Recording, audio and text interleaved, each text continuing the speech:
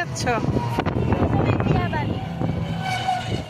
Good afternoon, সবাই কেমন আছো? আজকে আমরা আমার ছোট ননদের বাড়িতে এসেছি।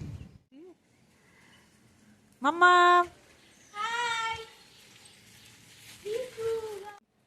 চৌধুরী ভাইয়ের বাড়ি, আনন্দ ভবন।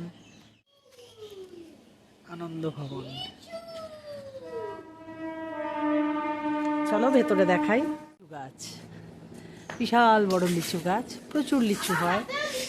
জাস্ট ছোট ছোট এখন এসেছে, বড় হয়নি। ওই জ্যৈষ্ঠ মাস, বৈশাখ জ্যৈষ্ঠতে, তখন সেই সময়টাতে পাকে। এটা হচ্ছে মেন গেট। দিদিরা ওপরে থাকে, নিচে দিদি শ্বশুর বাড়ি সবাই থাকে। নিচেও প্রচুর ঘর রয়েছে, 3-4টে ঘর সবই রয়েছে নিচেও। আবার এটা দিদির লিভিং রুম, ছোট্টখাট্ট একটা লিভিং রুম, একটা ব্যালকানি, খুব সুন্দর একটা ব্যালকানি, দারুণ।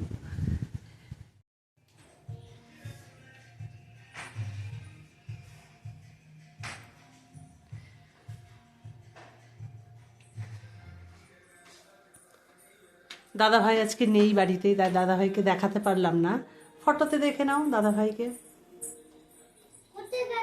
এটা দাদা ভাই।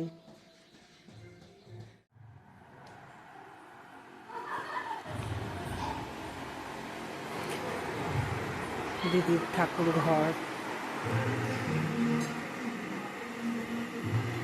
দিদির ঠাকুর ঘরটা খুবই সুন্দর, খুবই সুন্দর।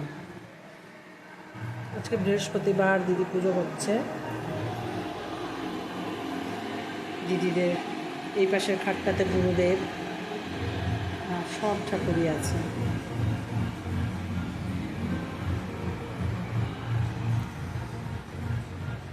এদিকে একটা বেডরুম। আমার 2 মেয়েকে নিয়ে আমরা দুজন, আমার 2 ননদ আর হাজব্যান্ড, ওরা 3 ভাই বোন, বাবা মা, আমার শ্বশুরমশাই শাশুড়ি মা। এটা হচ্ছে বড়দি ভাই, বড়দি ভাইয়ের ছেলে। আর এটা দিদির সব ইনলস।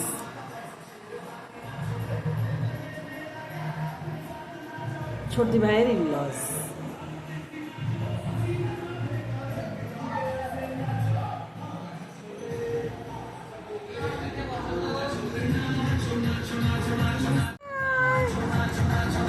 হাই কারা, এই একটা বেডরুম। বাচ্চারা খুব ব্যস্ত, তাই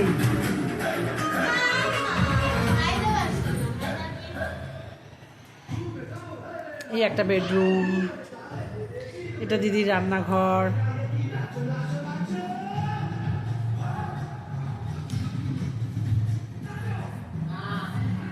এদিকে ওয়াশরুম। সব থেকে ইন্টারেস্টিং জায়গা হচ্ছে এই জায়গাটা। এই জায়গাটা আমাদের ভীষণ প্রিয়। সবাই এলে এখানে আড্ডা, সমস্ত কিছু এখানেই হয়। এখান থেকে কেউ ঘরে ঢুকতেই চায় না। এখানে বসে আড্ডা দেওয়া ভীষণ ভালো লাগে। না হাওয়া আলো একদম ভরপুর এই জায়গাটাতে, তো যার জন্য এখান থেকে আর কেউ নড়তে চায় না। দিদিদের একটা বিশাল বড় একটা বেল গাছ আছে, দেখো এই বেল গাছটা। বেল গাছ দিদিদের এরিয়াতে, একদম দিদিদের ছাদের উপরে উঠে গেছে বেল গাছটা। এখন পাতাগুলো নেই, ঝরে গেছে সব, কুচি কুচি পাতা বেরোচ্ছে। প্রচুর বেল হয়, আমরাও এলে মাঝে মধ্যে বেলের শরবত টরবত খাই। প্রচুর বেল হয়, এখন নতুন পাতা বেরোচ্ছে। চলো দিদির ছাদটা তোমাদেরকে একটু ঘুরে দেখাই। দেখো দিদির ছাদ, এই যে বেল গাছটা দেখো কত বেল হয়ে আছে। আর আর একদম কাছে দেখো আমার হাতটা চলে যাচ্ছে, এত কাছে কাছে।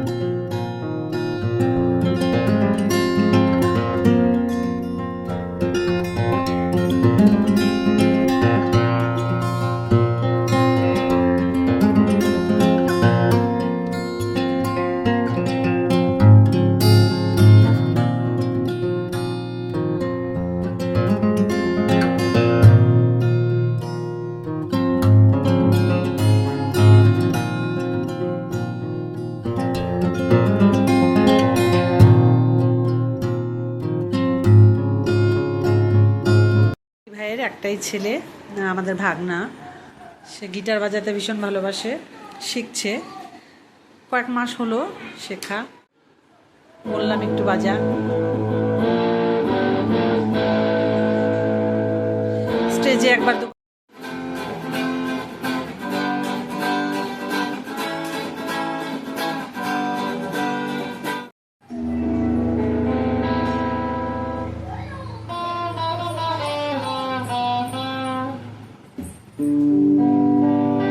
তোমাদের কেমন লাগছে জানিও।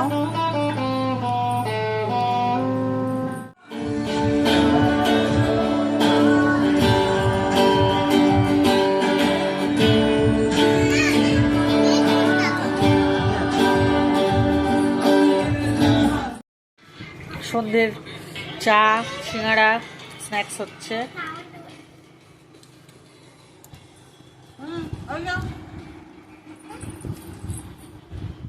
সর্দি ভাইয়ের হাতের কিছু কাজ তোমাদেরকে দেখাবো, দারুণ লাগবে।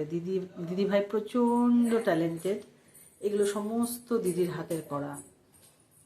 এই যে দিদি ভাইয়ের আরও একটা কাজ দেখো তোমরা, বেডশিট। দিদি ভাই বেডশিটও বানায়, দেখো প্রচুর এরকম বানিয়েছে। তোমরা যদি তোমাদের কারো ভালো লাগে, কেউ যদি পারচেস করতে চাও, অর্ডার দিতে পারো। আমি এটাকেও একটা অর্ডার দিয়েছে কোথায়।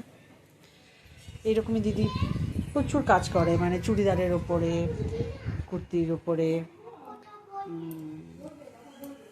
প্রচুর প্রচুর বানায় দিদি এগুলো। আরও আর্ট, তারপরে পেন্টিং করে, আর্ট শেখায় প্রচুর, মানে বলে আমি শেষ করতে পারবো না।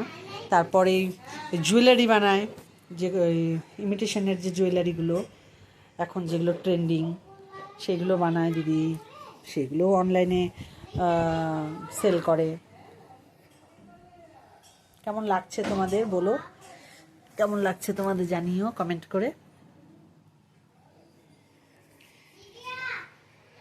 এখন এটা রেডি হয়নি, চলছে কাজ, এগুলো বর্ডার হবে। এই যে জুয়েলারিগুলো দেখছো, এগুলো সব সর্দি ভাইয়ের হাতের কাজ। দিদি এগুলো সমস্ত নিজে হাতে বানায় এবং অনলাইনে অর্ডার নেয়। তো তোমাদের যদি কারো ভালো লাগে তাহলে তোমরা পারচেস করতে পারো, আমি হোয়াটসঅ্যাপ নাম্বার দিয়ে দেবো।